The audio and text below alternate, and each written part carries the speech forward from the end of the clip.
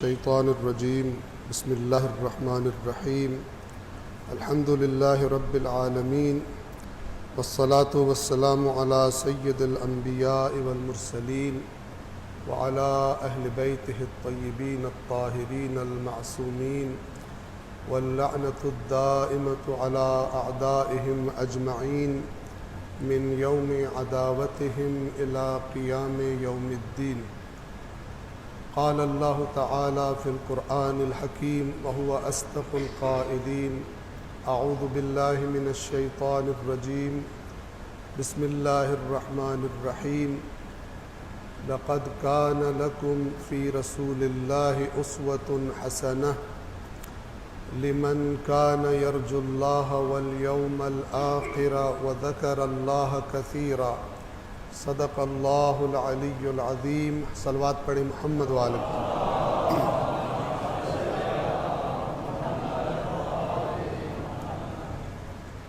سب سے پہلے خود اپنے آپ کو اور پھر آپ تمام مومنین کو،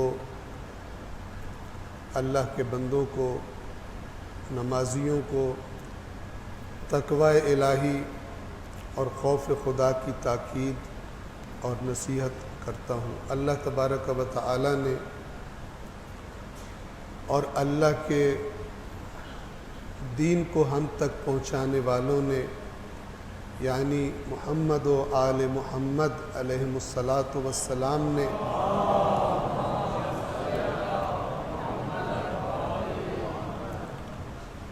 تقوی کو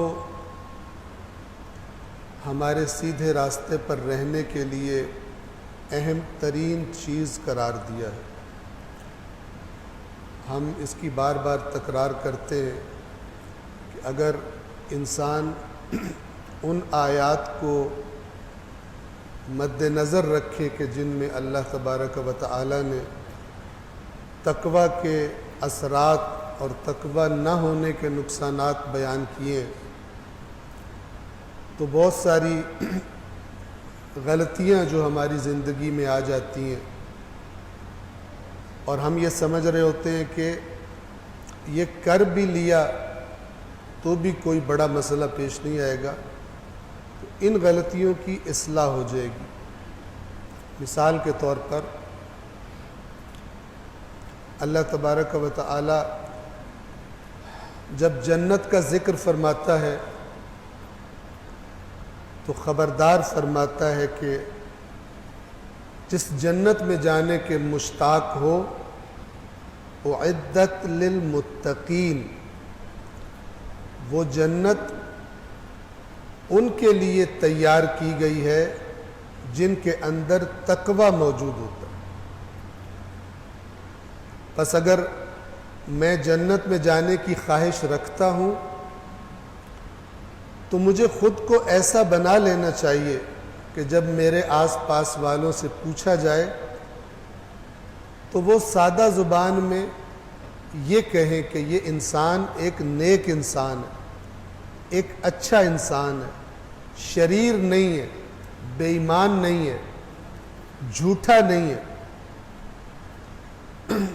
اسی طرح ایک اور جگہ فرمایا: انما یتقبل اللہ من المتقین، کہ اللہ نیک اعمال کو، جو بھی عمل انسان اس نیت سے کرتا ہے کہ اللہ مجھے اس پر اجر اور ثواب دے گا، تو اللہ نے کلیئر کر دیا کہ میں عمل کو یا کسی بھی چیز کو صرف اور صرف متقین سے قبول کرتا ہوں،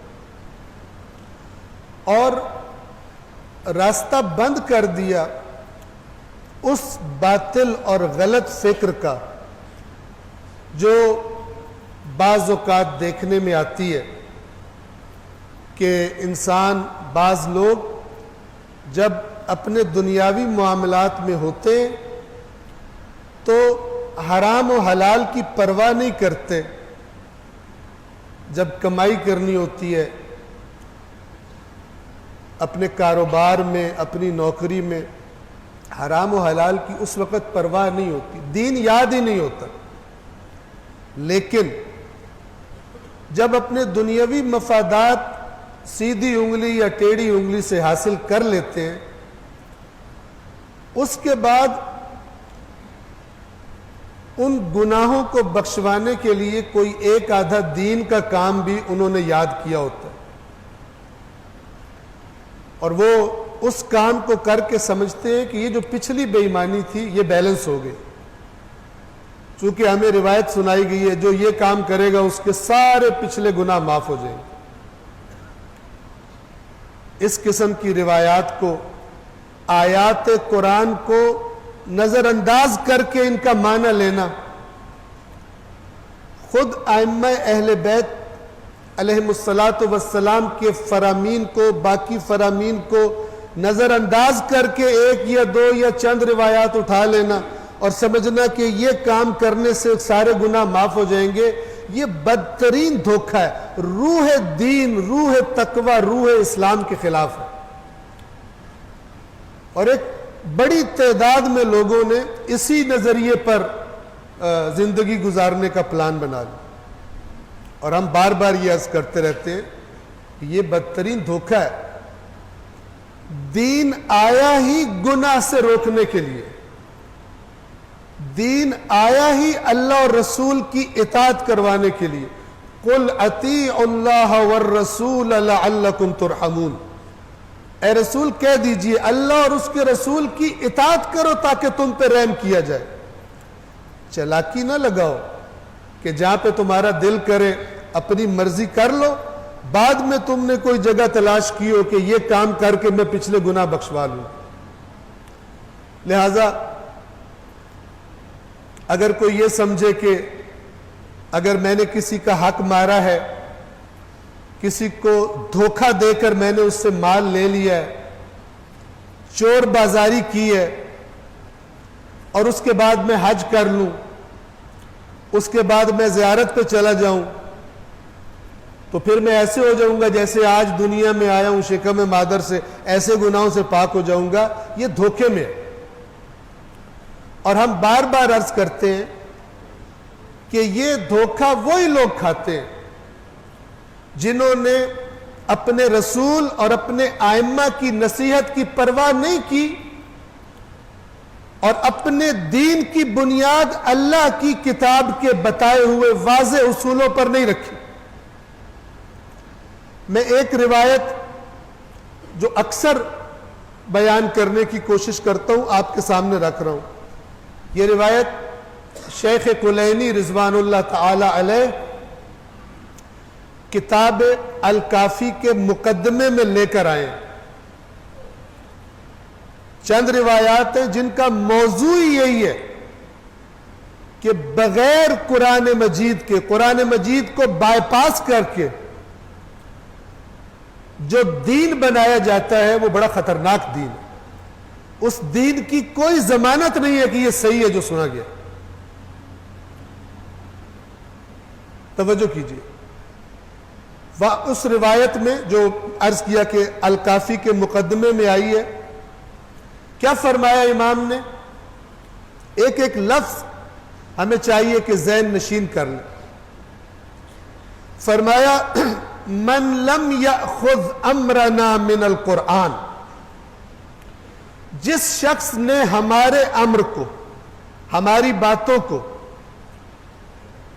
ہماری رہنمائی کو، جس شخص نے قرآن سے نہ لیا،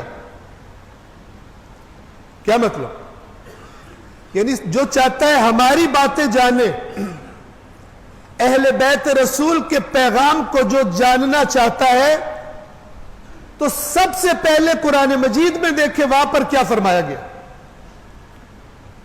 وہ جو 100% یقینی ہے کہ حتماً اہل بیت اطہار نے یہی فرمایا ہے، وہ قرآن ہے۔ فرمایا جس نے یہ کام نہ کیا اور ہمارے امر کو اس نے قرآن کریم سے نہ لیا، لم یتنکب الفتن، وہ شخص فتنوں سے نہیں بچے گا۔ فتنوں سے یعنی عقائد کے فتنوں سے، گمراہیوں سے، غلط نظریات سے نہیں بچے گا اس لیے کہ ہو سکتا ہے کہ وہ غلط نظریات اس کو ہمارے نام پہ بتائے جائیں، کیونکہ شیاطین کو پتہ ہے کہ کسی بھی قوم کو گمراہ کرنے کا سب سے بہترین ہتھیار یہ ہے کہ ان کے نام پر گمراہی پھیلاؤ جن سے یہ لوگ محبت کرتے. یہ محبت رسول اللہ سے ہو، اہل بیت اطہار سے ہو، اللہ کی عظیم ترین نعمات میں سے ہے جس کو بھی عطا ہوئی ہے، لیکن اس محبت کو علم اور شعور کے ساتھ ہونا چاہیے. اگر یہ محبت جہالت کے ساتھ موجود ہے تو یہ خطرناک ترین چیز ہے. اس محبت کے نام پر علم نہ رکھنے والوں کو بڑی آسانی سے گمراہ کیا جا سکتا. پس اہل بیت اطہار کی محبت بھی ضروری ہے اور اہل بیت اطہار کی تعلیمات کا علم بھی ضروری ہے. اور اہل بیت اطہار کی تعلیمات کا پہلا سٹیپ، خالص ترین سرچشمہ تعلیمات اہل بیت کا، وہ قرآن کریم. قرآن کریم کے درجے کی اور کوئی کتاب نہیں ہے، اور یہ اللہ کا ایک عظیم ترین احسان ہے کہ ہماری ہدایت کے لیے اس کتاب کی حفاظت کا ذمہ پروردگار عالم نے خود لیا. لیکن تاریخ اسلام میں ہم کہا کرتے ہیں کہ تاریخ اسلام میں جو بدترین گھپلے ہوئے، فراڈ ہوئے اس امت کے ساتھ، ان میں سے ایک بدترین فراڈ یہ ہے کہ ہماری دینی تربیت اس طرح کی جاتی ہے کہ قرآن ہماری زندگیوں میں اس کا مطالعہ، اس سے دین کو سمجھنا، یہ ہماری زندگیوں میں، حتیٰ متدین افراد کی زندگیوں میں یہ شامل نہیں ہوتا. ایسا راسخ کر دیا گیا ہے ذہنوں میں عام آدمی کے کہ قرآن میرے لیے نہیں ہے. ہاں میرے لیے ہے، چومنے کے لیے ہے، ثواب لینے کے لیے ہے، تعویذ بنانے کے لیے ہے، استخارہ کرنے کے لیے ہے، نیچے سے گزرنے کے لیے ہے، وغیرہ وغیرہ کے لیے ہے. صرف ایک چیز کو ہم سے لے لیا گیا، اور وہ وہی چیز تھی جس کے لیے اللہ نے قرآن کو نازل فرمایا تھا، اور وہ ہدایت ہے. اس سے بڑی کم عقلی آپ مثال لے کر آئیں. اس کتاب کے ساتھ اس سے بڑی خیانت کا آپ مثال پیش کریں کسی اور کتاب کے ساتھ یہ خیانت کی گئی. ابھی گزشتہ جو دن گزرے ربیع الاول کے، برادران اہل سنت کے نزدیک 12 ربیع الاول اور ہمارے نزدیک اہل تشیع کے نزدیک 17 ربیع الاول سردار انبیاء حضرت محمد مصطفیٰ صلی اللہ علیہ وآلہ وسلم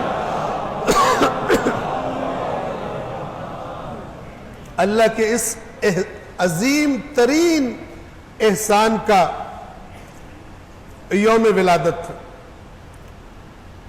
اللہ نے احسان کہا لَقَدْ مَنَّ اللَّهُ عَلَى الْمُؤْمِنِينَ، بے شک اللہ نے بہت بڑا احسان کیا مومنوں پر.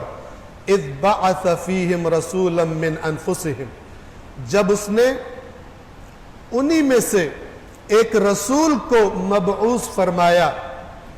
یتلو علیہم آیات، آپ دیکھیں اہمیت قرآن دیکھیں. رسول کی سب سے بڑی اور سب سے پہلی ذمہ داری کیا ہے؟ اللہ کی آیات ان کے سامنے تلاوت کریں. قیامت کے دن ہم میں سے کسی کے پاس کوئی عذر نہیں ہوگا جب اللہ ہم سے یہ سوال کرے گا تو نے کیوں نہیں پڑھا قرآن. کسی کی جرات نہیں ہوگی کہ اللہ کو یہ کہے مجھے فلانے نے روک دیا تھا، اور اس کے تو یوں منہ بند ہو جائیں گے سب کے.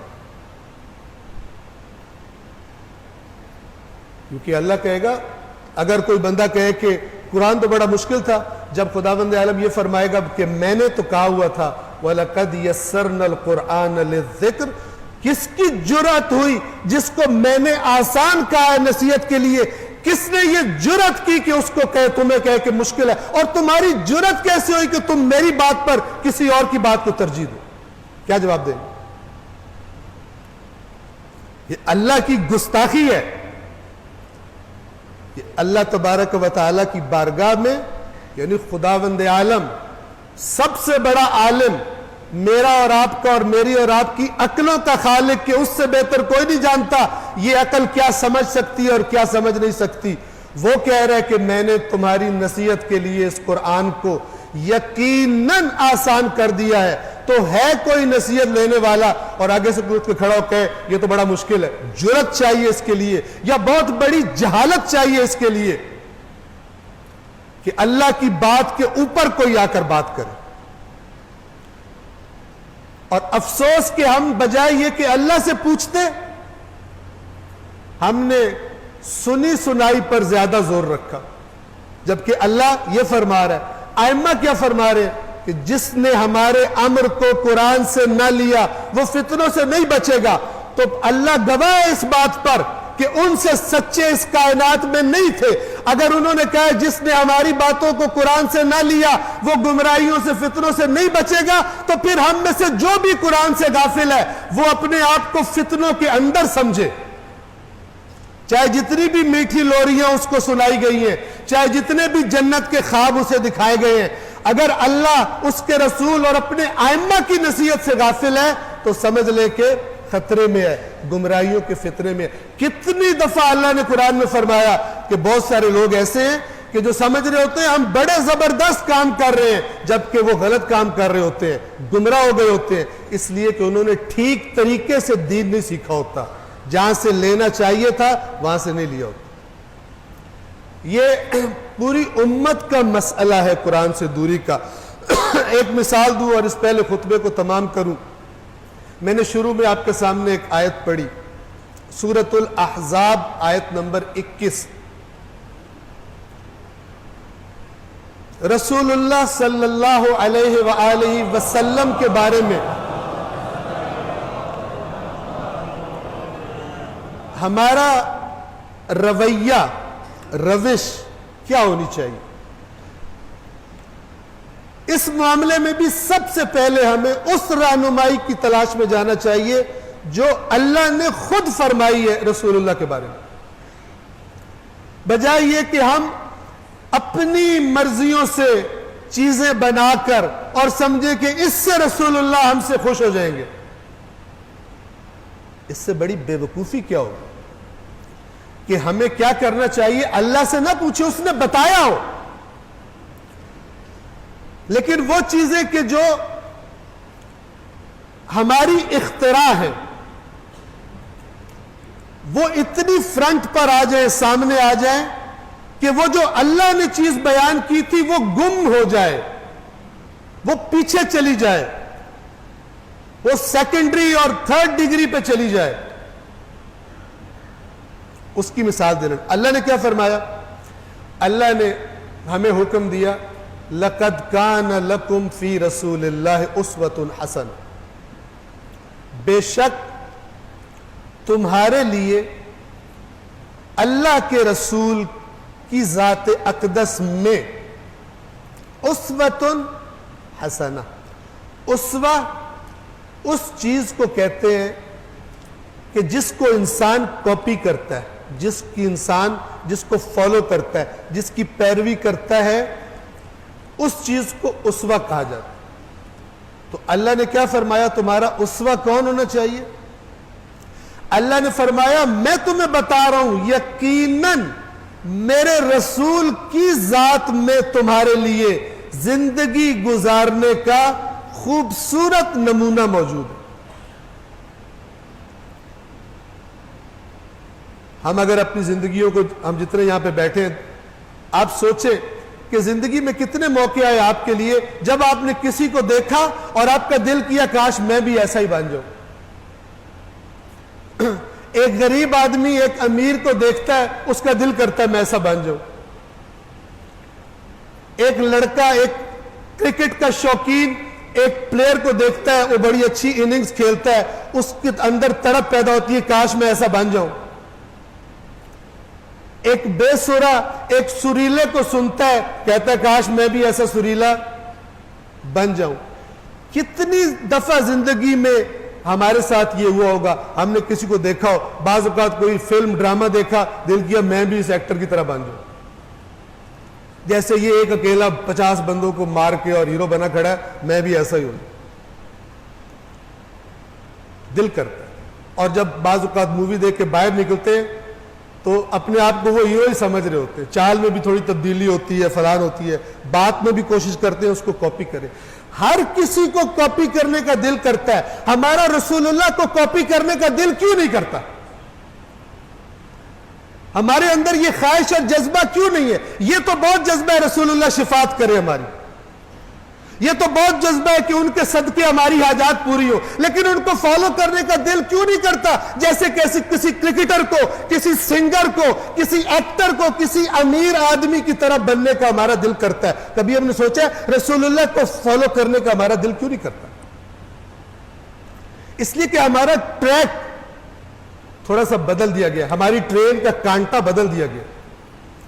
اللہ فرما رہا میرے رسول کی ذات تمہارے لیے اسوہ حسنہ ہے. تو ہونا کیا چاہیے تھا؟ جب 12 ربیع الاول آتی, اللہ توفیق دیتا اس ملک کے سربراہوں کو بھی, اناؤنس کرتے کہ ربیع الاول کا مہینہ حکمرانوں کے لیے بھی, بیوروکریٹس کے لیے بھی, فوجیوں کے لیے بھی, سیاستدانوں کے لیے بھی, امیروں کے لیے بھی, غریبوں کے, ٹیچرز کے لیے, سب کے لیے اللہ کے نبی کے اسوے پر عمل کرنے کا مہینہ ہے. اناؤنس کرتے, حکومت کی طرف سے اناؤنس کیا جاتا. اللہ کے رسول کی سیرت کے پریکٹیکل پہلو, کیسے بولتے تھے, کیا اخلاق تھا, گھر میں کیسے رہتے تھے, لوگوں کے ساتھ کیسے ڈیل کرتے تھے, کیسے لوگوں کو معاف کر دیا کرتے تھے, کیسے محروموں کی محرومی پر تڑپ جایا کرتے تھے, کیسے خوف خدا سے راتوں کو اٹھ کے عبادت کیا کرتے تھے. یہ سارا گم ہو گیا, اور اس کی جگہ کس نے لے لی؟ لائٹوں نے اور جھنڈیوں نے اور کیکوں نے اور بھنگڑوں نے. یہ دھوکہ ہے. میں نہیں کہہ رہا کہ یہ کام نہ کرے, کرے, لیکن اس کے پیچھے اصلی چیز چھپ جائے, یہ تو بے وقوفی ہے. اصل چیز کو سامنے رکھے. اگر رسول اللہ اسوہ حسنہ نہیں ہے, یہ کام کیا جائے, اگر ہم میں سے ہر ایک اپنی اپنی توفیق کے مطابق یہ کام کرے, ہمارا معاشرہ صحیح ہو جائے گا. ورنہ اگر جھنڈیوں اور کیکوں اور لائٹوں سے یہ معاشرہ صحیح ہونا ہوتا تو ابھی تک ہو گیا ہوتا.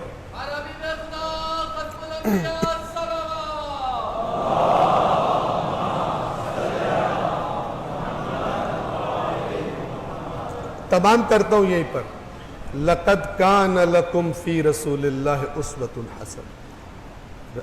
اللہ کی یہ سجیشن ہے, اللہ کا یہ حکم ہے کہ اسوہ بناؤ میرے رسول,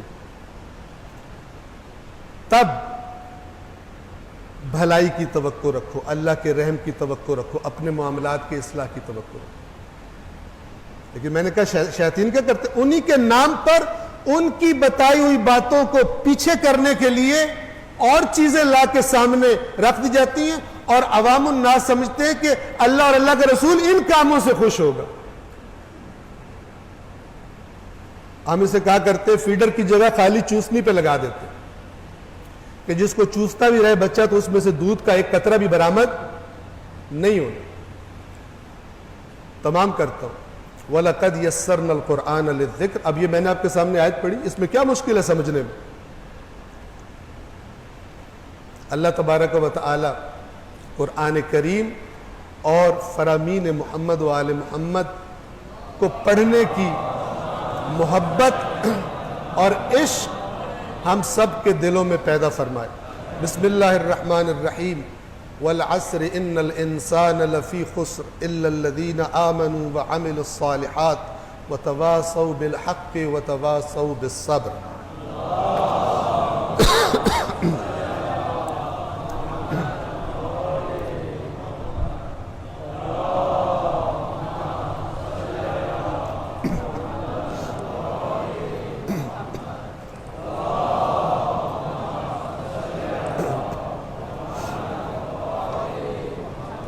اعوذ باللہ من الشیطان الرجیم بسم اللہ الرحمن الرحیم الحمد للہ رب العالمین بارئ الخلائق اجمعین والصلاة والسلام علی نبیہ وصفیہ وحافظ سرہ ومبلغ رسالاتہ سیدنا و نبینا ابی القاسم محمد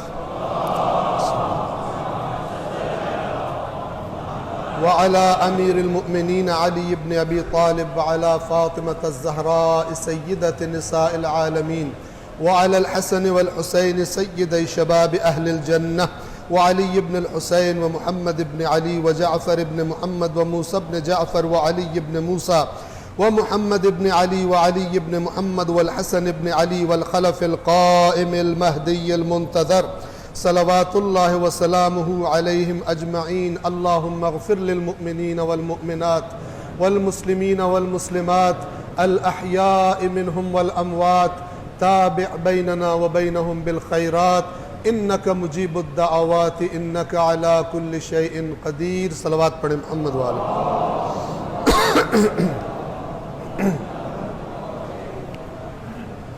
دوسرے خطبے میں ایک مرتبہ پھر تکرار کروں گا، پہلے خود اپنے آپ کو اور پھر آپ تمام مومنین کو، بندگان خدا کو تقوی الہی، خوف خدا اور ہر حال میں اللہ کو یاد رکھنے کی وَمَنْ يَعْشُ عَنْ ذِكْرِ الرَّحْمَنِ نُقَيِّدْ لَهُ شَيْطَانًا فَهُوَ لَهُ قَرِينٌ، جو بھی اللہ کی یاد سے غافل ہو جاتا ہے تو ہم اس کو ایک شیطان کو اس کے ساتھ کر دیتے ہیں، اس پہ مسلط کر دیتے ہیں۔ جس دل میں، جس سوچ میں اللہ نہیں ہوتا، پھر اس سوچ میں شیطان کو آنے کی جگہ مل جاتی ہے۔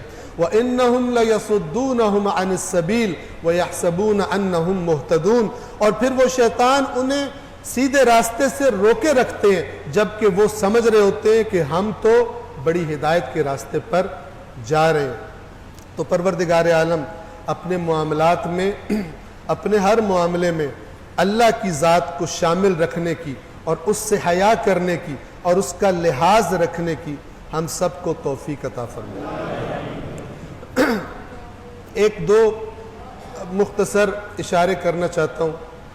سب سے پہلے تو آپ کو یاد دہانی کروانا چاہوں گا کہ کچھ عرصہ پہلے جو مصیبت اور جو آزمائش ہمارے وطن عزیز پاکستان میں ہمارے ایک بڑی تعداد میں بہنوں اور بھائیوں پر آئی، جنوبی پنجاب میں، آپ کے سندھ میں اور بلوچستان میں آپ کے، تو وہ ختم نہیں ہوا معاملہ، وہ ختم نہیں ہوا، ان کی مصیبتیں ابھی تک باقی ہیں۔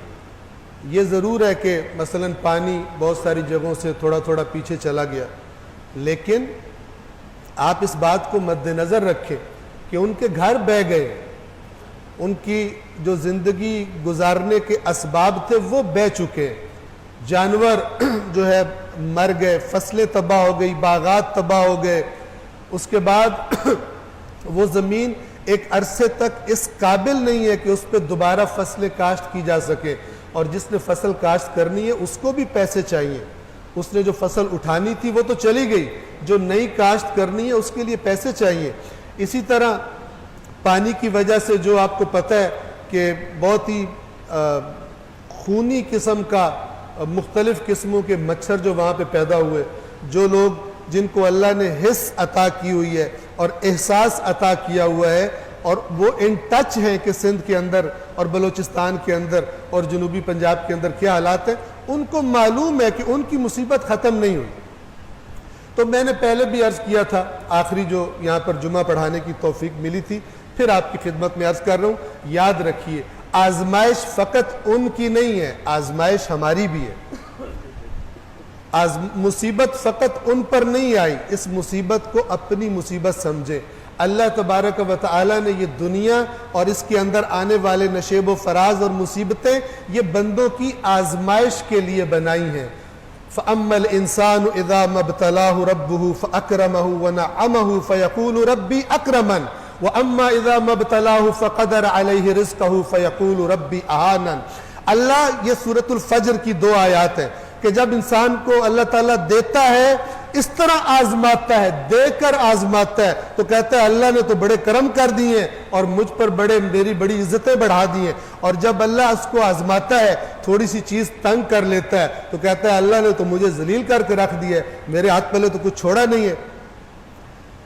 جبکہ یہ دونوں آزمائشیں، تو اللہ نے اگر ان کو آزمایا ہے اس مصیبت کے ذریعے سے، تو ہمیں آزمایا ہے کہ ہم پر یہ مصیبت نہیں آئی.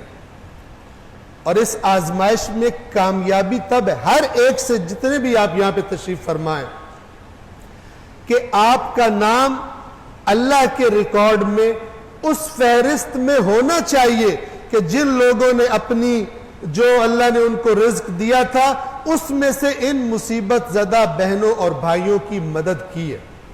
آپ کا نام اس فہرست میں ہونا چاہیے، ورنہ آپ اس آزمائش میں فیل ہیں. اور اللہ نے اس کو معمولی جرم نہیں کہا. ہم پہلے بھی کہتے رہتے ہیں، آپ نے سنا ہوگا، ہم سے علماء کرام سے سنا ہوگا، افرأیت الذی یکذب بالدین، کیا تو نے اس کو دیکھا ہے جو جزا کے دن کو جھٹلاتا ہے؟ فذالک الذی یدع الیتیم، یہ وہ ہے جو یتیم کو دھکے دیتا ہے، برا سلوک کرتا ہے.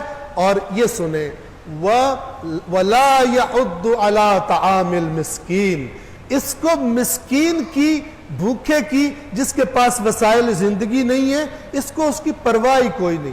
یہ قیامت کو جھٹلاتا ہے. ہم لاکھ کہتے رہے، ہر روز رٹ لگائیں، اصول دین 5 ہیں، توحید، عدل، نبوت، امامت، قیامت، بچوں کو بھی حفظ کرا دے. اللہ نہیں مانتا اس کو. اللہ طوطے کی طرح رٹنے کو نہیں مانتا. اللہ فرماتا ہے جس کو مسکین کی کھلانے کی جو ترغیب نہیں دیتا دوسروں کو، جس کو پرواہ نہیں ہے معاشرے کے محروموں کی، وہ میں تجھے بتاتا ہوں اس کی بیماری کی جڑ یہ ہے کہ وہ قیامت کو جھٹلاتا ہے. اس لیے بھی بعض لوگوں کو قرآن مجید اچھا نہیں لگتا کہ ہمیں تو اتنی آرام سے جنت کی ٹکٹ ملی ہوئی تھی، یہ تو رولا ہی رولا، اتنی زیادہ باتیں بیچ میں لکھی ہوئی ہیں، ادھر سے آنکھیں باندھی کر لیں. توجہ فرما رہے. تو یہ اس وقت اس مسکین کی ڈیفینیشن پر پورے اترتے. ان کو مت بھولیے، ان کو مت بھولیے. ان کو بھولنا گویا اللہ کو بھولنا ہے، اللہ کے احکام کو بھول جانا، اللہ کو بھول جانا. یہ سب باتیں اللہ نے قرآن کریم میں بڑے واضح انداز میں بیان فرما دی ہوئی ہیں. اور آخری نقطہ ایران کے حالات کے بارے میں ایک دو جملے سن لیجئے اور دیکھیے کہ آپ اس میں کیا رول پلے کر رہے ہیں.